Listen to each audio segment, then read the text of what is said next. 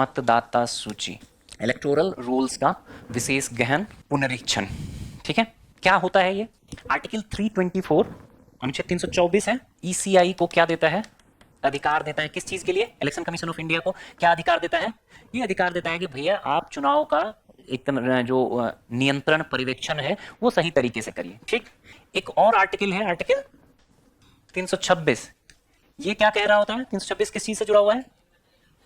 मतदाता, आपके मतदान के अधिकार से जुड़ा हुआ है। ठीक है, अच्छा तो मतदान का अधिकार कैसा अधिकार है? संवैधानिक अधिकार है कि सांविधिक अधिकार है? इतना सिंपल होता तो मैं पूछता ही नहीं। सुप्रीम कोर्ट के खुद के डिसीजन जो है इसमें कंट्राडिक्टरी रहे हैं। यूपीएससी ने 2 बार सवाल पूछा है और उस टाइम जो सुप्रीम कोर्ट का इमीडिएट डिसीजन था आंसर उसके अकॉर्डिंग गया था। ठीक है, जो इसका 326 में है, जो आपको यूनिवर्सल वोटर राइट की बात करते हैं हम, सार्वभौमिक वयस्क मताधिकार की बात करते हैं, लेकिन उसके लिए अधिकार किसको दिया गया है? संसद को दिया गया है कि संसद कानून बना सकती है। उस आधार पर क्या हो जाता है? ये सांविधिक अधिकार। तो वर्तमान स्थिति यह है कि सर्वोच्च न्यायालय अपने निर्णयों में इसको सांविधिक अधिकार या स्टैट्यूटरी राइट के रूप में देखती है। ठीक है, तो 326 भी क्या कह रहा होता है? वयस्क मताधिकार की बात कर रहा होता है। वयस्क मताधिकार किसको मिलना चाहिए?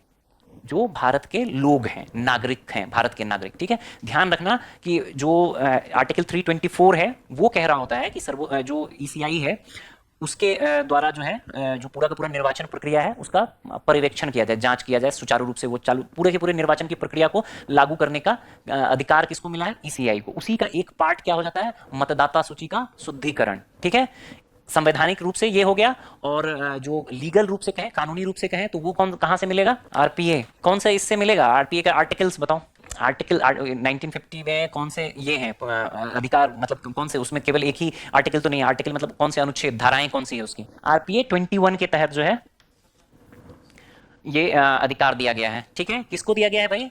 ईसीआई को, इलेक्शन कमीशन ऑफ इंडिया को। क्या करने का? कि टाइम टू टाइम जो है आप मतदाता सूची का शुद्धिकरण कर सकते हैं। ठीक है, तो इसमें अलग अलग टाइप के एक्सरसाइज होते हैं। एक एनुअल एक्सरसाइज होता है। एनुअल एक्सरसाइज मतलब हर साल आप जाओ, इलेक्शन आपका नाम कट गया या किसी का नाम जुड़वाना है, किसी अशुद्धियां हैं, आपको इपिक कार्ड मिलता है ना, ईपीआई जो इलेक्शन फोटो आइडेंटिटी कार्ड मिलता है, जो निर्वाचन मतदाता पहचान पत्र जो होता है। ठीक है, उसमें कोई त्रुटि, आमतौर पर बहुत सारी त्रुटियां उसमें दिखते रहती हैं, तो आप क्या करो, आप जाओ निर्वाचन आयोग में और टाइम टू टाइम आप उसको अपडेट, तो निर्वाचन आयोग अपडेट करते रहती है। लेकिन ये जो स्पेशल प्रोविजन है ये काफी डिटेल होता है। ठीक है, काफी डिटेल होता है, मतलब कि इसमें प्रॉपर जांच होता है कि ये चीजें हैं, सही हैं, जितने भी इसके कई सारे स्टेप्स बताए हैं। आप में से भी अधिकांश लोगों ने इनके स्टेप्स को फॉलो करा होगा। इसमें पहला स्टेप क्या होता है? एक इन्यूमरेशन फॉर्म, संगणना फॉर्म दिया जाता है बीएलओ द्वारा। ठीक है, जो अधिकारी लोकल लेवल के, ब्लॉक लेवल अधिकारी, बूथ लेवल अधिकारी होंगे, उनके द्वारा दिया जाता है संगणना फॉर्म, जिसमें आपकी कुछ डिटेल्स जो पिक में है मेंशन, वो चीजें रहती है, कुछ और अपडेट करना रहता है, वहां जांच होती है। ठीक है, और उसके बाद अगर मान लो कि सारी चीजें ठीक पाई गई, जो पिछले थे, पहले से वोटर थे और उनकी सारी डिटेल सही पाए गए, तो उनका नाम रह गया। कुछ लोग ऐसे हो सकते हैं जिनके डिटेल्स नहीं मैच कर रहे हैं, उनके पास अवसर रहता है, वो बीएलओ के पास ये कर सकते हैं कंप्लेन। अगर वहां पे नहीं सुधरा तो आप जो एसडीएम लेवल का अधिकारी है उस पर कर सकते हैं, फिर जिला स्तर पर एक ये बनाएगा और अंतिम में राज्य स्तर पर भी एक अधिकारी बनाया गया। ठीक है, वहां पर आप अपनी शिकायतों का शिकायत कर सकते हैं और वहां से चीजें अपडेट हो जाएंगी। ठीक है, ये एसआईआर का जो नॉर्मल प्रोविजन रहा उसमें। ठीक, अब ये एक लॉजिक है कि एक प्रश्न उठता है कि भाई एसआईआर क्यों करवा रहे हैं अभी? मतलब नॉर्मल रेगुलर जो स्क्रूटनी हो रही थी, वार्षिक स्क्रूटनी जो टाइम टू टाइम हो ही रही थी, तो फिर आप सडनली ये इतना डिटेल में क्यों करने लगे? ठीक है, तो कहा गया कि पिछले 2 दशकों में, मतलब ये जो इससे पहले जो लास्ट एसआईआर या इस तरह का स्पेशल रिवीजन हुआ था, इंटेंसिव गहन पुनरीक्षण हुआ था, वो 2003 से 2005 के बीच में, बेसिकली 2002 से 2005 के बीच में अलग अलग राज्यों में। जैसे आप देखोगे ये एसआईआर 2025-26 हम इसको कह सकते हैं, 25 में भी हो रहा है, 26 में भी हो रहा है। ठीक, तो इससे पहले एसआईआर कब हुआ था? सुन लो, कहानी याद रह जाएगी, बाकी चीजें लिखी हुई मिल जाएंगी आपको। ठीक है, अदरवाइज थोड़ा सा समय लग जाएगा और आप भी, आपके चेहरे भाव भंगिमाएं बिगड़ रही हैं। इससे पहले एसआईआर 2002 से 2005 के बीच में हुआ था। तो कहा गया कि भैया लगभग 2 दशक बीत गए, दो दशक से। अब इन 2 दशकों में बहुत तेजी से शहरीकरण हुआ है भारत में। ठीक है, तो शहरीकरण होने के कारण क्या हुआ? प्रवास हुआ बहुत सारे लोगों को ग्रामीण क्षेत्रों से शहरी क्षेत्रों में, साथ ही साथ बहुत सारे अन्य भी, जो एक तरह से आप भारत, बहुत सारा छिद्रिल सीमाएं वगैरह है भारत के आसपास। तो ऐसा कहा गया कि भाई बहुत सारे ऐसे लोग भी इनमें आ गए हैं, मतदाता सूची में ऐसे लोगों का नाम भी शामिल हो गया है जो वास्तविक में मतदाता होने के योग्य नहीं है। ठीक है, भारत का, इसके कारण से साथ ही साथ फिल्टर भी करना है। एक ही व्यक्ति जो है आपको जयपुर में भी है, दिल्ली में भी है, फिर बेंगलोर चला गया, बेंगलोर में भी है, 3-3 जगह उसके ये। तो इससे क्या हो रहा है कि अनावश्यक वो संख्या बड़ी बन रही है।